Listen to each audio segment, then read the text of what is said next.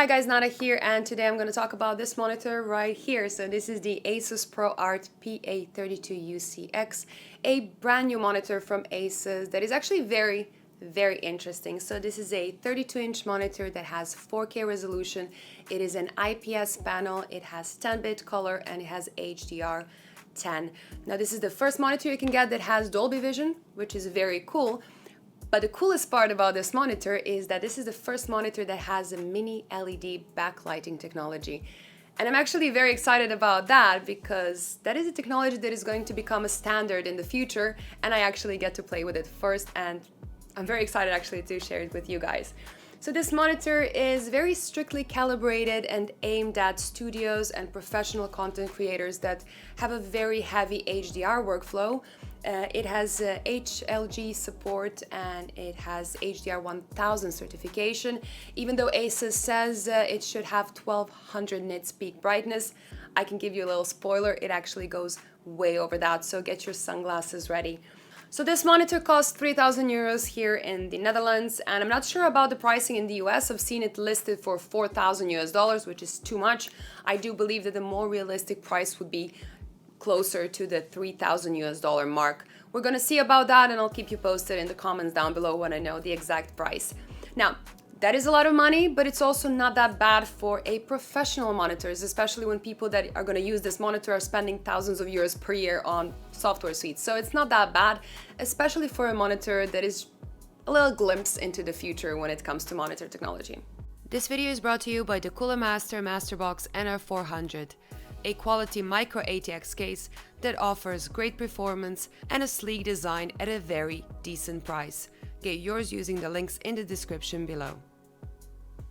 Okay, so before I dive into this monitor, I want to talk about the mini LED technology, and it's actually very simple. So the typical LCD monitor has liquid crystals, and behind that it has one big blob of light, and you could only control the brightness of the entire backlight. Now with the mini LED technology, instead of that one big blob of light, you have a large number of very small LEDs, and you can actually control the backlight brightness of all those zones individually. This particular monitor has 1152 individual zones, which is double, more than actually double, that we've seen on the ASUS ROG PG35VQ monitor that I also reviewed. Though that monitor had a different technology, it had full array local dimming. That technology had a lot of potential, but it also had quite a few downsides, and with this mini LED technology they actually managed to overcome those and improve a lot. So there are some clear upsides when it comes to mini LED technology, which is a greater control of the entire backlight. It has better uniformity as well, and it has higher peak brightness.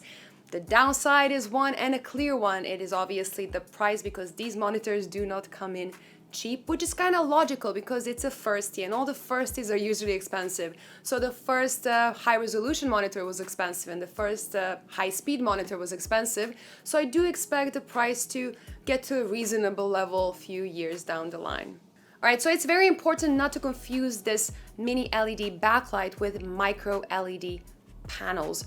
Micro LED panels consist of an even larger number of even smaller LEDs that actually form pixels, and that is a display panel, while mini LED is a type of a backlight behind a panel, in this case an IPS panel. Now the micro LED panels are much more expensive, and I do believe it's going to take a couple more years before we see those in mass production. Now let's go back to the monitor itself and go over some of the basics. ASUS kept it very traditional in terms of design, which probably makes sense for the studio audience. Now I do see the mini LED backlight and cooling takes up some space, as the display itself is very bulky with lots of ventilation. Now that does make it a very heavy screen at around 15 kilograms. And that made me wonder why they opted for such a slim stand that struggles to hold the panel in place. On a solid desk it is acceptable and it won't move by itself, and it does look very pretty. But if you do touch the panel, there is more wobble than on a typical 300 euro screen. Now at 3,000, that is not what I want to see, especially when I know how solid and well made most of their other monitor stands are. On the positive side, however, I guess it's cool they did include a stand at all, and you can even base mount it without having to spend another 200 euros or so, which is what I expect most buyers will do anyways. There is no lack of flexibility on the stand if you do stick with it. It is height adjustable, it tilts, it swivels, and it can be rotated 90 degrees as well. Now there is no lack of inputs here either. We see one 1.2 display port, 3 2.0B HDMI ports, 2 Thunderbolt 3 USB Type-C connections, one in and one out with up to 60 watt charging, which is really cool. A 3.5mm mini jack and 3 USB Type-A ports. The Kensington lock to prevent theft doesn't hurt either on such an expensive screen. The screen also comes with fairly reasonable stereo speakers. Don't expect the Dolby experience and they don't go that loud, but they're not bad. ASUS also didn't skimp on the accessories. A monitor hood is included, you get all cables you might need including a Thunderbolt one, and in our region they even included the i1 Display Pro to calibrate it. You shouldn't have to use it right away as every screen is actually calibrated in the factory, and anyone considering this monitor probably already owns one, but it is a very nice $200 bonus. Do keep in mind this might not be included in all regions, so do check ahead. This display can also be hardware calibrated using popular calibration tools, meaning you'll save the color profile into the actual monitor instead of having to rely on software to use the correct profile. Now each of the monitor presets like sRGB, Adobe RGB and DCI-P3 are pre-calibrated as promised, which makes my job not so much to test the performance, but to verify the calibration. As usual with ASUS, navigating those options and presets works really well using a combination of a small joystick and a couple of buttons.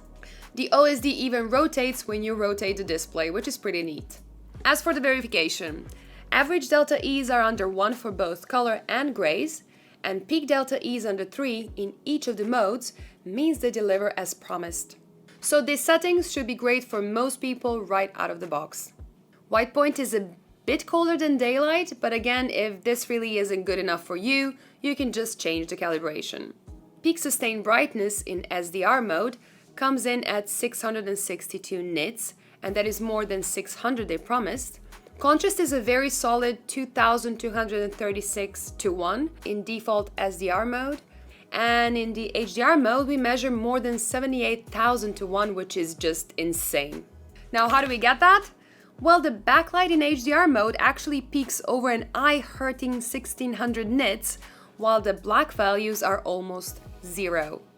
Now, where many HDR displays, like TVs for example, can only do high brightness peaks in small areas of the screen, this monitor actually does more than 1500 nits sustained with 75% of the display showing white.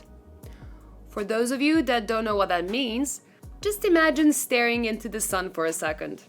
Now, even with a full widescreen in HDR, we still see over 1350 nits sustained, which is still eye-scorching and actually quite incredible for a monitor, and also well beyond the 1200 peak promise that ASUS gave us. There is, however, one downside to that, and that is obviously the power consumption. Now, 60 watts in an SDR workflow with brightness of 250 nits is fairly typical, but 220 watts while displaying an all-white HDR image is quite a lot. So I decided to let that bright image sit a bit because the monitor does have built-in fans and I wanted it to get hot and the fans to spin so I can check the sound levels. Now, however, even in that extreme scenario, they kept under 32 decibels at 50 centimeters distance. So for those of you that are worried about active fans, you shouldn't be.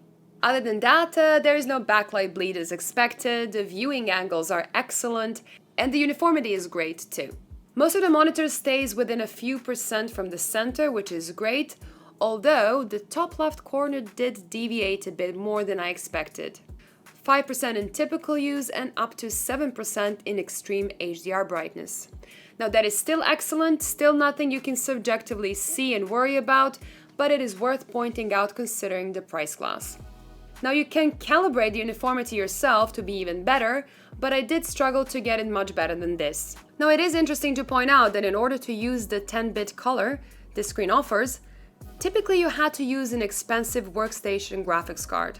However, NVIDIA added 10-bit support in their latest studio driver for GeForce RTX desktops and laptops a few weeks ago, so you can actually get the most out of this screen with a decent RTX GPU as well. Now, obviously, I am not a game designer working with HDR workflow, and I'm not really familiar with some of the challenges HDR artists might face. Some typical features like picture-in-picture and picture-by-picture mode are pretty obvious, but some studio features like hybrid log gamma support, or actually most of the different HDR development options like built-in tone curves, I just simply cannot tell you what it's like to put those to work. They are meant to help you develop all kinds of HDR content for different types of consumer monitors and TVs, but I am hitting the limits of my knowledge here and I simply cannot judge those pro aspects of this display. So for the HDR creator audience, I would love to hear their experiences when they eventually get their hands on this baby.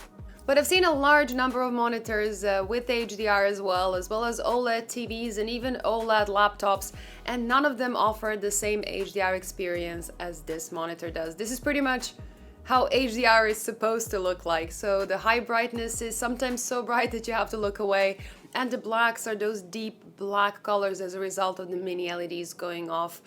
All that is combined with great color reproduction of the panel, so overall it's such a top quality monitor that is even putting the PG35 VQ to shame.